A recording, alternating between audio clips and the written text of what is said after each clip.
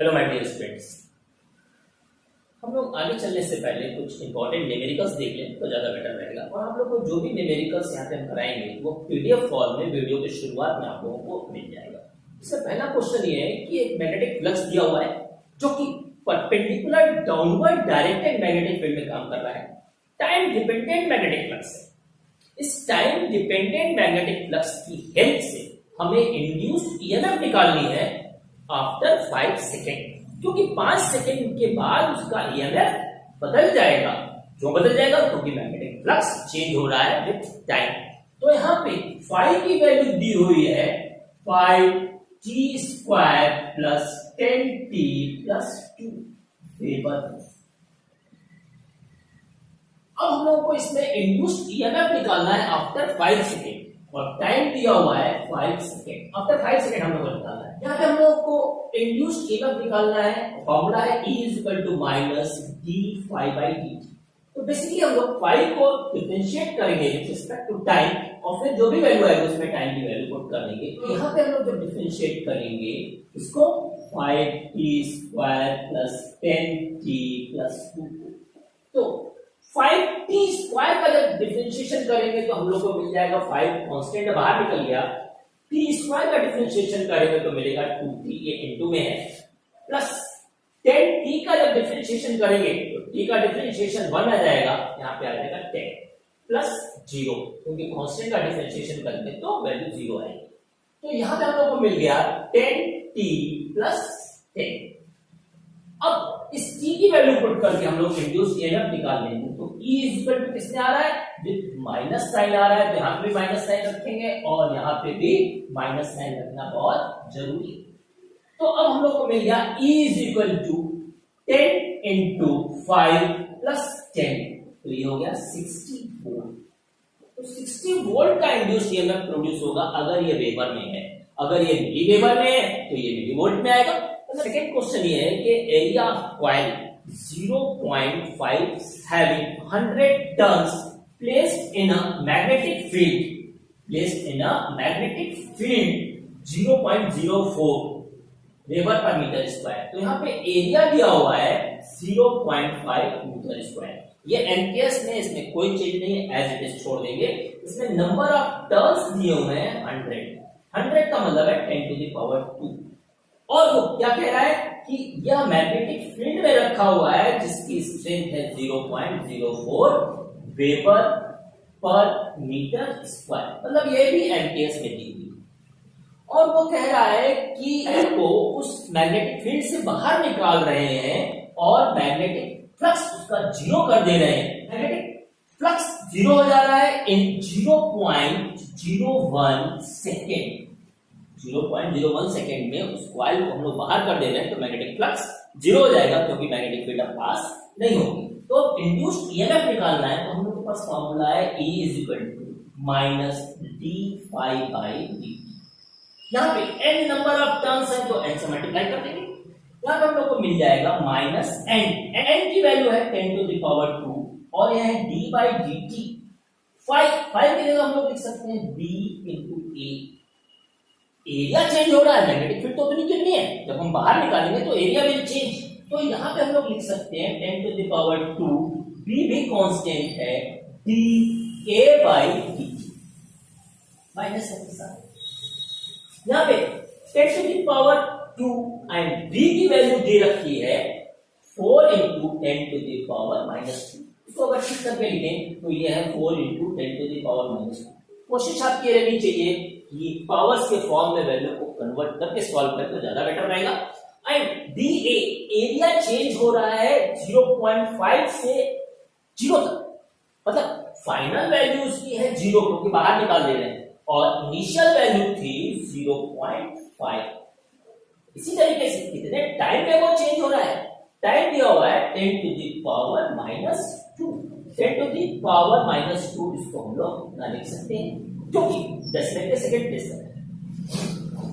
इसको थोड़ा ठीक ठाक करते हैं तो हम लोग को यहाँ पे मिल जाएगा, माइनस ऑलरेडी बाहर है, ये +2 पावर -2 पावर के साथ कैंसिल हो जाएगी, तो 4 10⁻² ऊपर चला जाएगा तो 10⁻² बचेगा।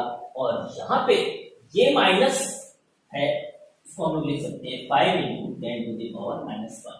ये माइनस इस माइनस से कैंसिल हो गया, 4 5 जा 20, ये है 20 into 10 to the power minus 2 10 to the power minus 1, यहाँ पे बचेगा 10, तो इक्वल टू हो जाएगा 200 वोल्ट। तो जो इंड्यूस ईएमएफ प्रोड्यूस हो रहा है एक तो पॉजिटिव में हो रहा है और उसकी वैल्यू कितनी आ रही है 200 वोल्ट। यहाँ पे थर्ड क्वेश्चन ये है कि एक circular coil है 500 turns and it is placed perpendicular to the horizontal component of earth magnetic field।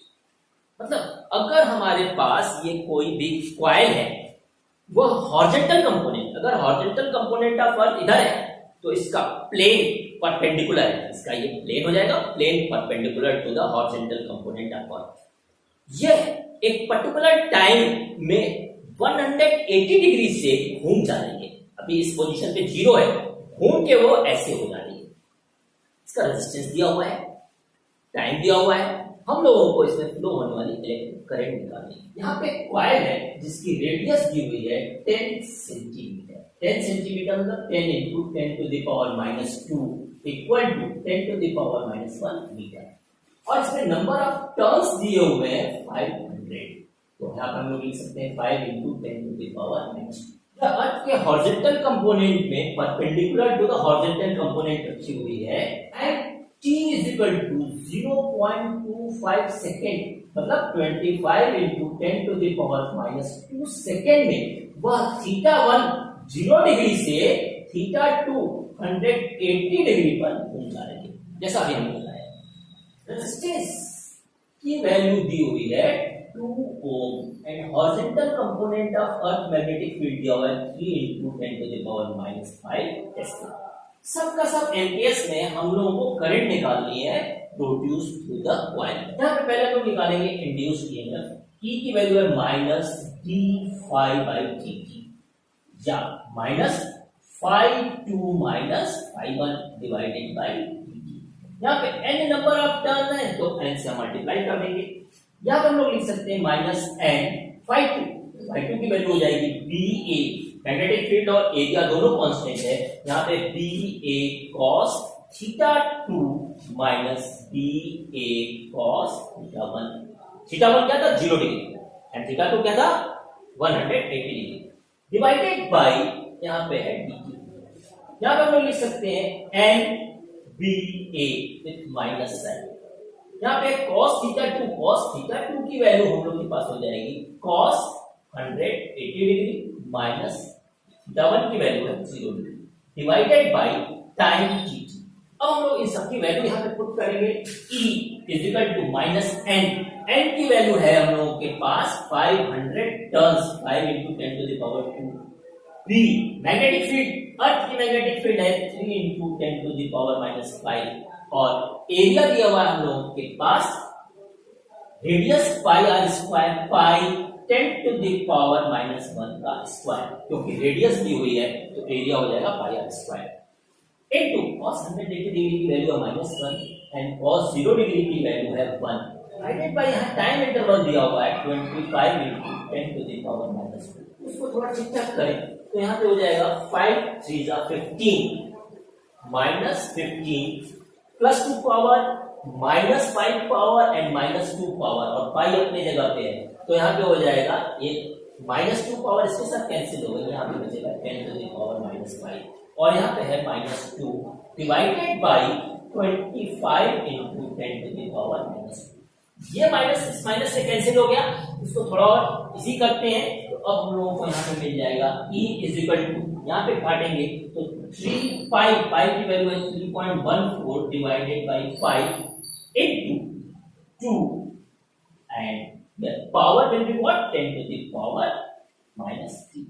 इसको थोड़ा और सिंप्लीफाई करते हैं तो हम लोग को यहाँ मिल जाएगा 6 into 3.14 divided by 5 into 10 to the power minus 3।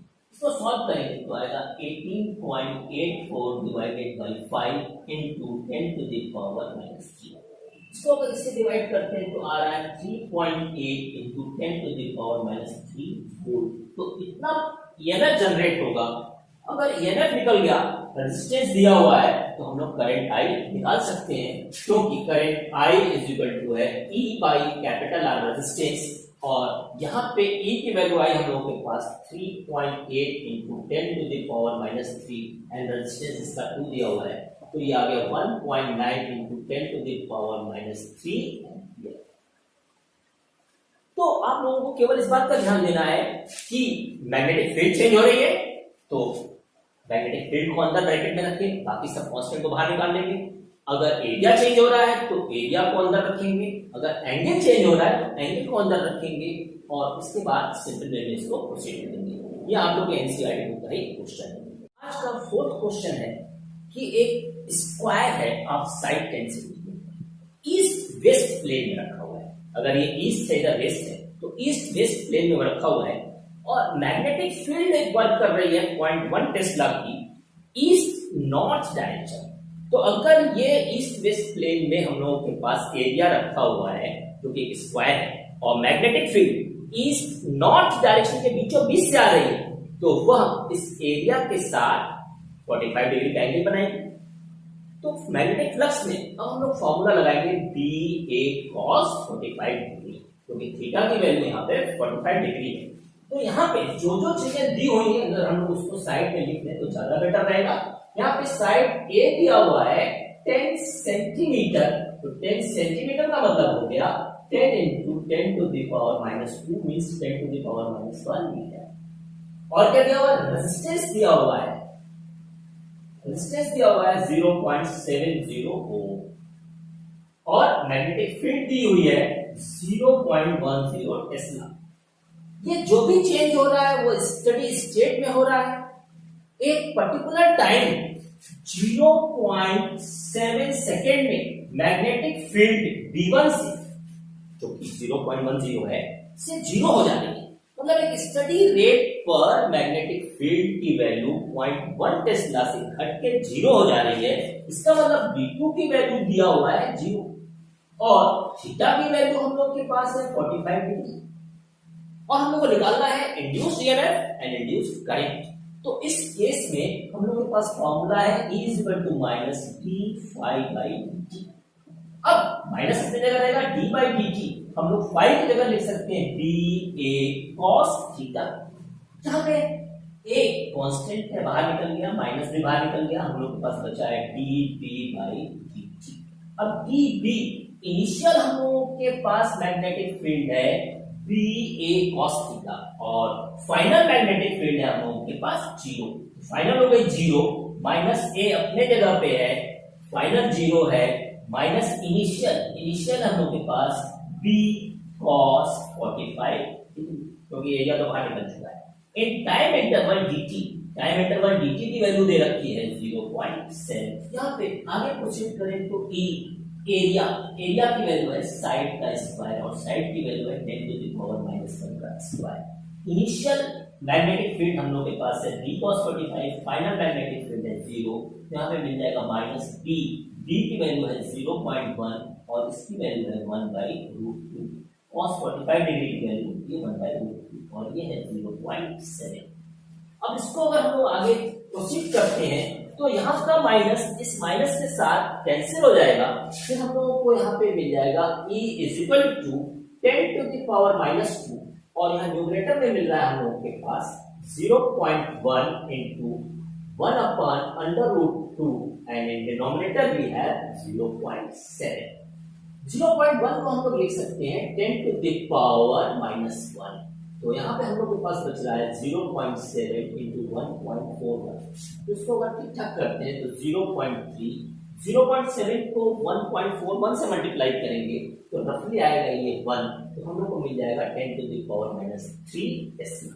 सो ये E की वैल्यू निकल गई, हम लोग I की वैल्यू निकाल सकते हैं। I की वैल्यू यहाँ पे हो जाएगी E/R, ये वैल्यू है 10 टू द पावर माइनस 3, और यहाँ पे R की वैल्यू हम लोग के पास दी हुई है 0.70, 1 into 10 to the power minus 3 divided by 0.7, तो यहाँ पे बचेगा 1.4 into 10 to the power minus 3 ampere. So ये करंट हम लोग की मिल गई।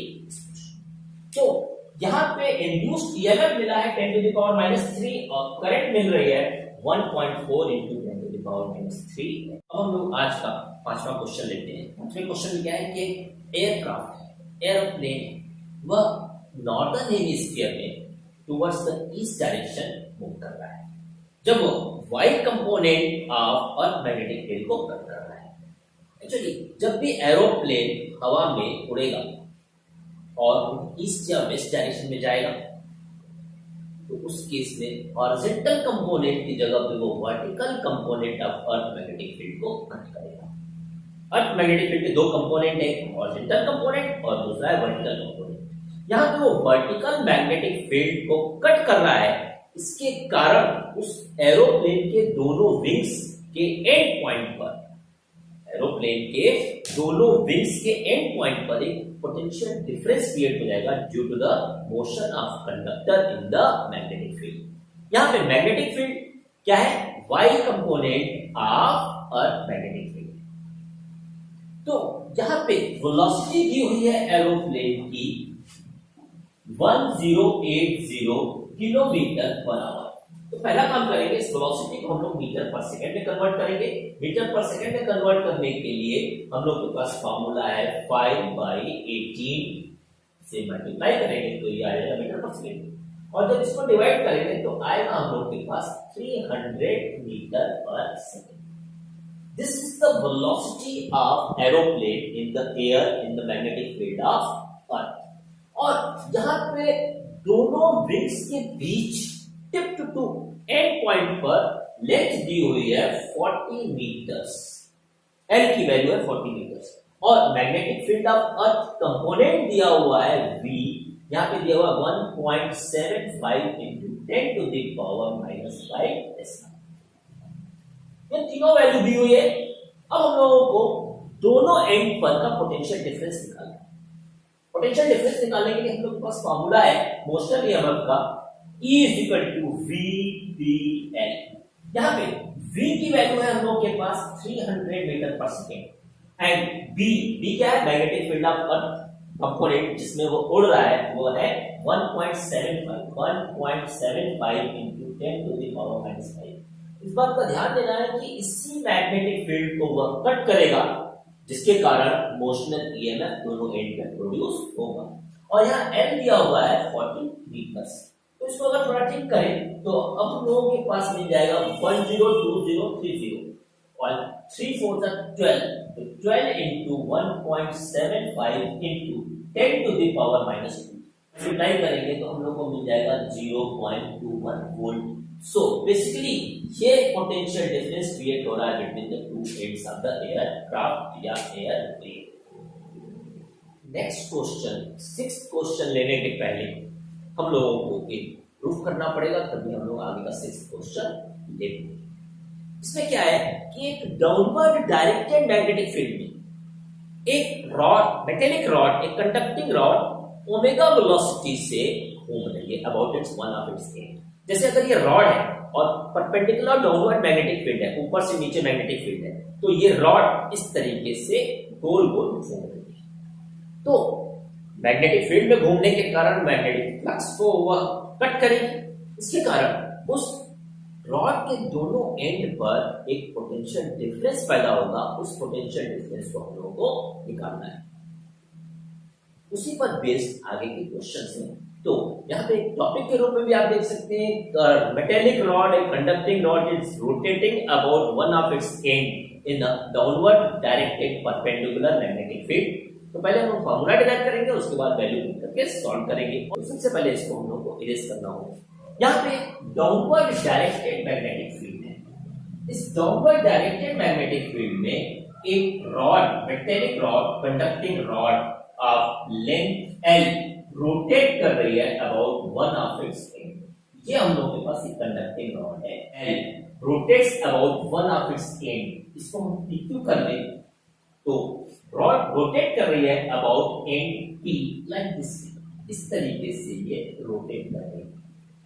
अगर एक टाइम इंटरवल dt में उसकी नई पोजीशन हम लोगों को मिल जा रही है इस तरीके से, उसकी नई पोजीशन है PQ डैश, और एक छोटे से टाइम इंटरवल dt में एक छोटा सा एंगल थीटा कवर कर रही है।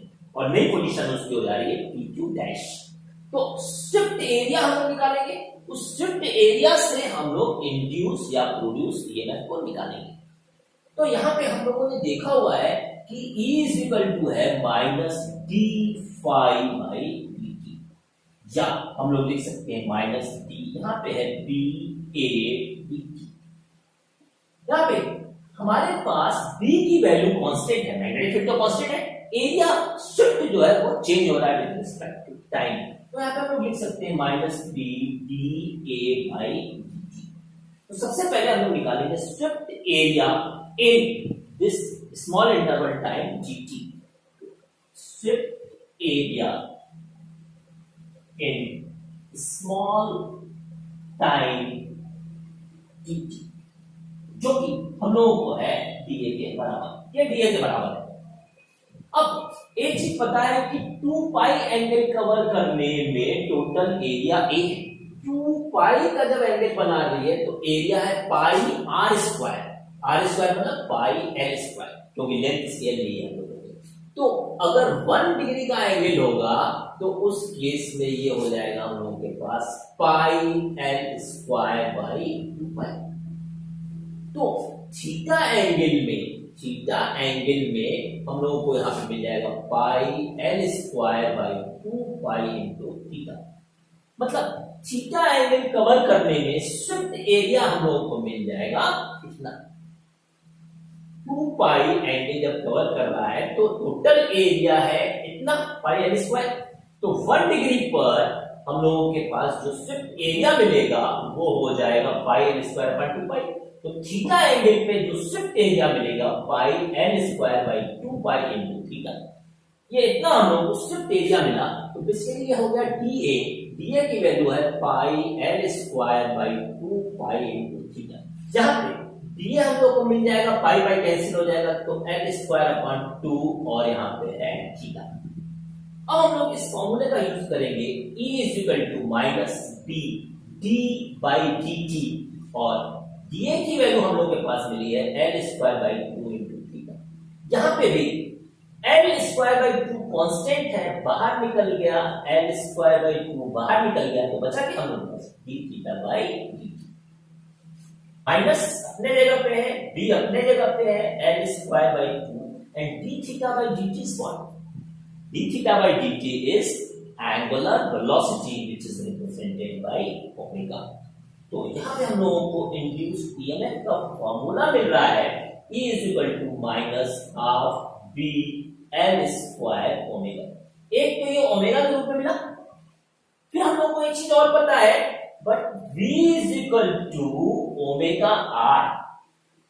यहां R क्या है? L के बराबर, तो ओमेगा L लिख देंगे। V इज इक्वल टू मिल गया हम लोगों के पास ओमेगा L।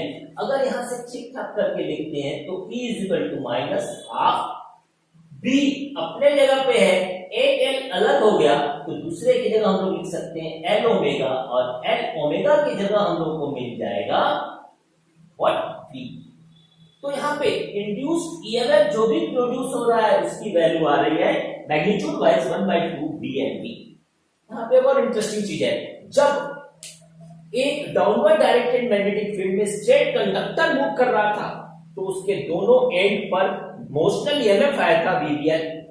अब जब कोई भी कंडक्टर अपने एक एंड में मैग्नेटिक फील्ड के अंदर रोटेट कर रहा है तो मैग्नेटिक फील्ड की वैल्यू आई 1/2 बी एल स्क्वायर ओमेगा। यहां पे ओमेगा एंगुलर वेलोसिटी, जब एंगुलर वेलोसिटी को लीनियर वेलोसिटी में कन्वर्ट किया गया तो v आया। ये वीवीएल पहले के बराबर ही है, हाफ आ गया।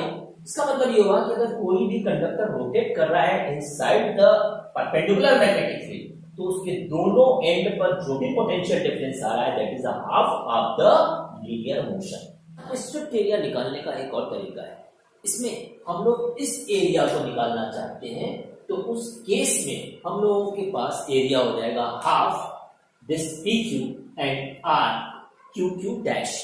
तो इसको भी निकालने के लिए हम लोग ये यूज कर सकते हैं। तो यहाँ पे shift area delta A equal to हो जाएगा half P Q base into Q Q dash कितनी डिस्टेंस वो कवर कर रहा है, क्यू क्यू डैश। यहाँ पे हम लोग को निकालना है क्यू क्यू डैश, और हमें पता है कि थीटा इज इक्वल टू होता है आर अपॉन रेडियस। यहाँ पे आर्क की वैल्यू है क्यू क्यू डैश, आर्क है क्यू क्यू डैश, और रेडियस है यहाँ पे N, that is P Q. तो यहाँ पे हम लोग लिख सकते हैं theta into L is equal to Q Q dash. तो अब हम लोग के पास क्यू क्यू डैश की वैल्यू मिल गई, ये इतनी है, तो डेल्टा ए हम लोगों को यहाँ पे मिल जाएगा जो कि डी ए के बराबर होगा, is equal to half P Q L, और क्यू क्यू डैश की वैल्यू निकाली है, ये हम लोग को मिली है थीटा इंटू एल, तो ये मिल गई हाफ एल स्क्वायर थीटा, जो कि पिछले वाले के बराबर ही है। यहाँ पे ई की वैल्यू हो जाएगी minus D phi by D T, minus D यहाँ पे है B A by D T, D constant है, बाहर निकल गया माइनस साइन के साथ, तो बचा है हम लोग के पास d A by D T. तो यहाँ पे माइनस बी, डी ए की वैल्यू है हाफ एल स्क्वायर, तो यहाँ पे बचेगा D theta by D T. तो यहाँ पे ई की वैल्यू हम लोग को मिल गई minus half B L square D theta by D T is what omega. तो ये हम लोग को पिछला वाला ही मिल गया, जो कि पिछला आया था हम लोग के पास half B L square omega. तो हम लोग चाहे तो 2 पाई वाला कॉन्सेप्ट लेके भी कर सकते हैं, और चाहे तो स्विफ्ट एरिया निकालने के लिए हाफ बेस इनटू आर भी कर सकते हैं। यहाँ पे इस बात का ध्यान देना है कि जो भी रॉड है वो परपेंडिकुलर टू मैग्नेटिक फील्ड ऐसे अबाउट वन एंड घूम रही है, ये परपेंडिकुलर है डाउनवर्ड, और ये रॉड इस तरीके से रोटेट कर रहे हैं। इसके बेस न्यूमेरिकल्स हम लोग करेंगे, जो कि आप लोग को शीट में दिए हुए हैं। कुछ और इंटरेस्टिंग चीजें उसको भी देख लें। मान लेते हैं कि ये मैग्नेट एक रिंग में बीचों बीच फॉल कर रहा है, तो इसकी फ्रीली फॉलिंग एक्सेलरेशन होती है स्मॉल जी के बराबर। पर जब यह इसके अंदर एंटर करेगा, मान लेते हैं इसका नॉर्थ पोल इस रिंग के अंदर एंटर कर रहा है, तो यहाँ पे नॉर्थ पोल ही वाली करंट पैदा होगी, जो कि इसके गिरने का अपोज करेगी अकॉर्डिंग टू लेंज लॉ। जब गिरने का अपोज करेगी तो पहले के मुकाबले उसकी एक्सेलरेशन में कमी आ जाएगी, मतलब वो कम एक्सेलरेशन से गिरेगा। तो अगर कोई भी मैग्नेट इसके बीचों बीच से क्रॉस कर रहा है, तो उसका एक्सेलरेशन वेरिएबल मिलेगा हमें, जी के बराबर नहीं मिलेगा, जी से थोड़ा सा कम मिलेगा।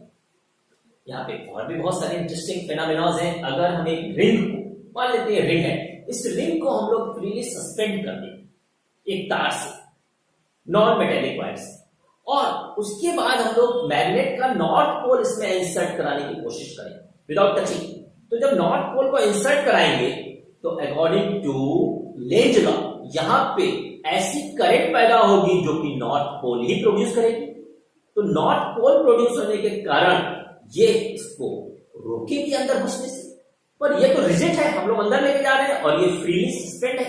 तो होगा क्या, एक रिपल्सिव फोर्स जब इसके ऊपर काम करेगा तो अपनी मेन पोजीशन से हट के किनारे हट जाएगी ये, और जब हम इस नॉर्थ पोल को बाहर निकालेंगे तो यहाँ पे जो रिपल्शन हुआ था वो वापस आएगा, और साथ ही साथ जब हम नॉर्थ पोल को बाहर निकालेंगे तो यहाँ पे साउथ पोल डेवलप होगा, मतलब इसके तरफ भागेगा, इसके अट्रैक्शन की तरफ जाएगा। तो ultimately this ring will start vibrating about it's main position without touching. यहाँ पे और भी बहुत सारे फिनोमेना हैं। पूछा जाता है कि अगर फ्रीली सस्पेंड रिंग है और उसमें हम नॉर्थ पोल को इंसर्ट कर रहे हैं, तो इसमें एक इंड्यूस्ड ईएमएफ प्रोड्यूस होगा। पर अगर हम इसमें एक छोटा सा हिस्सा कट करके बाहर निकाल दें, इनकम्प्लीट रिंग रखें, तो इसके अंदर क्या इंड्यूस्ड ईएमएफ प्रोड्यूस होगा? तो आंसर है yes, induced EMF will produce, but no induced current will flow. क्यों? क्योंकि पाथ क्लोज नहीं है, पाथ ब्रेक हो जा रहा है। तो इस बात का ध्यान देना है कि इंड्यूस्ड ईएमएफ प्रोड्यूस होगा, बट इंड्यूस्ड करंट प्रोड्यूस नहीं होगा। अब हम लोग इन फॉर्मूलों पे बेस्ड कुछ न्यूमेरिकल सॉल्व करेंगे, जो कि 6th और 7th है, उसको देखते हैं। आज का छठा क्वेश्चन है, एक रॉड है, metal rod, conducting rod of length 1 metre, जो कि अबाउट 1 एंड रोटेट कर रही है in downward directed perpendicular magnetic field of strength 1 kg over a ring. यहाँ पे रिंग की रेडियस भी 1 मीटर दे रखी है और ये रॉड भी 1 मीटर की है जो कि इसके कांटेक्ट में मूव कर रही है। ये है रॉड की length L is equal to 1 और इसकी रेडियस भी है 1 मीटर। और यह डाउनवर्ड डायरेक्टेड मैग्नेटिक फील्ड या परपेंडिकुलर मैग्नेटिक फील्ड में रखी हुई है। मतलब इस अगर मैग्नेटिक फील्ड ऊपर से नीचे है तो रिंग का प्लेन इस तरीके का है, ऐसे है, और उसमें एक 1 मीटर की रॉड कांटेक्ट में रोटेट कर रही है, इस तरीके से रोटेट कर रही है। दी हुई है 50 साइकिल पर सेकेंड, एक सेकेंड में 50 बार रोटेट कर रही है। और ये पाइवोटेड है, कहां पे? सेंटर में पाइवोट होकर वो रोटेट कर रही है, ये पाइवोटेड है और इस तरीके से घूम रही है गोल अबाउट 1 ऑफ इट्स एंड। तो हम लोगों को इसके अंदर का इंड्यूस्ड ईएमएफ निकालना है। अभी थोड़ी देर पहले फॉर्मूला प्रूव किया है इंड्यूस्ड ईएमएफ का, E is equal to minus half B omega L square. जहां पे हम लोगों के पास है माइनस हाफ बी की वैल्यू 1 दी हुई है, ओमेगा की जगह हम लोग ले सकते हैं 2 पाई एन क्या है? फ्रीक्वेंसी जो कि दी हुई है साइकिल पर सेकेंड, और ये एल है लेंथ ऑफ रॉड। तो सबकी वैल्यू अगर पुट करते हैं तो यहाँ पे 1/2 बी की वैल्यू है 1, यहाँ पे है 2 पाई एन की वैल्यू दी हुई है 50, और यहाँ पे हम लोग के पास है एल मतलब 1 का स्क्वायर। तो यहाँ पे हम लोग को मिल जाएगा माइनस 2 से 2 कैंसिल हो जाएगा 50 पाई, और पाई की वैल्यू है हम लोगों के पास 3.14। तो अगर हम इसको इससे मल्टीप्लाई कर रहे हैं तो आएगा 157 पॉइंट सम वोल्ट। तो यहां पे डायरेक्ट फॉर्मूला पुट करके हम लोग निकाल ले रहे हैं।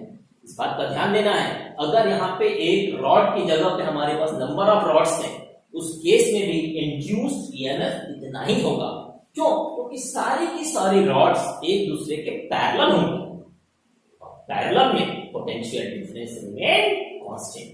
अगर यहाँ पे एक रॉड की जगह नंबर ऑफ रॉड्स होती, एक और रॉड होती, तो इसका ये वाला कोना कॉमन होता और ये वाला कोना भी रिंग पे होने के कारण कॉमन होता, तो पोटेंशियल डिफरेंस सारे के सारे रॉड्स में सेम होता। सारे के सारे रॉड्स जो कि स्लाइड कर रही है, जो कि मूव कर रही है, वो एक दूसरे के पैरेलल होगी और पोटेंशियल डिफरेंस का सेम होगा। यहाँ पे एक और जरूरी चीज बता दें कि अगर कोई डिस्क, जैसे 5 रुपए का सिक्का है, 10 रुपए का सिक्का है, वो about the axis passes through centre of mass perpendicular to the plane. अगर कोई सिक्का है और वह रोटेट कर रहा है about its own axis in the magnetic field, तो उस केस में इंड्यूस्ड ईएमएफ के लिए फॉर्मूला यही लगेगा। अगर ओमेगा दिया हुआ है तो इस फॉर्मूले को लगाएंगे, अगर इसकी लीनियर वेलोसिटी दी हुई है तो हाफ वी का फॉर्मूला लगाएंगे।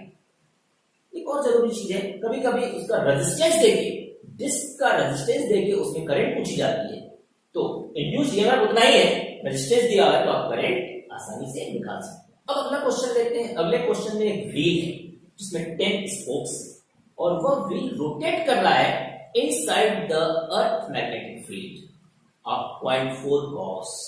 तो अर्थ की मैग्नेटिक फील्ड बी दी हुई है 0.4 गॉस। उसको हम लोग अभी टेस्ला में कन्वर्ट करेंगे, और वह किस फ्रीक्वेंसी से मूव कर रहा है? 120 आरपीएम। आरपीएम इज रिवॉल्यूशन पर मिनट, और इसमें हर एक स्पोक की लेंथ दी हुई है हाफ मीटर।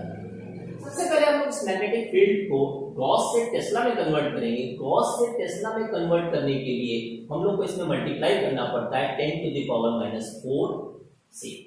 इस बात का ध्यान देना है कि 10⁻⁴ gauss is equal to 1 tesla. Therefore 1 gauss is equal to 10⁻⁴ tesla. तो यहाँ पे हम लोग लिख सकते हैं 4 × 10⁻⁵ टेस्ला। 120 रिवॉल्यूशन पर मिनट, पर मिनट मतलब डिवाइडेड बाय 60, तो हो जाएगा पर सेकेंड। तो यहाँ पे आ जाएगा 2 रिवॉल्यूशन पर सेकेंड, मतलब उसकी फ्रीक्वेंसी अब 2 मिल गई। अब हम लोग को इंड्यूस्ड ईएमएफ निकालना है, तो इंड्यूस्ड ईएमएफ निकालने के लिए पुराना फॉर्मूला है E is equal to -1/2 B omega L square. यहाँ पे भले नंबर ऑफ स्पोक्स 10 है और सारे के सारे स्पोक्स एक दूसरे के पैरेलल होंगे, इसलिए इंड्यूस्ड ईएमएफ इतने का उतना ही होगा। वैल्यू पुट करते हैं -1/2। बी की वैल्यू हमारे पास दी हुई है 4 × 10⁻⁻5 और ओमेगा की वैल्यू होगी 2πn और एल की वैल्यू है 1/2 का स्क्वायर। अब इसको सॉल्व करें तो 1/2 × 4 × 10⁻⁻5 × 2 और n की वैल्यू है 2 और यहाँ पे है 1/4, तो ये 4 से ये 4 कैंसिल हो जाएगा, यहाँ पे बचेगा -2 × 10⁻⁻5 पाई, यहाँ पे लिख सकते हैं -2π × 10⁻⁻5। तो यहाँ पे वैल्यू अगर पुट करते हैं पाई की तो 3.14 × 10⁻5 वोल्ट, इसको हम लोग लिख सकते हैं 6.28 × 10⁻5 वोल्ट। बेसिकली ये ई का अगर मैग्नीट्यूड हम लोग ले रहे हैं तो मिलेगा 6.28 × 10⁻5 वोल्ट। तो अगर एक रॉड हो या 10 रॉड हो 20 रॉड हो, पैरेलल होने के कारण उसमें इंड्यूस्ड ईएमएफ की वैल्यू उतनी की उतनी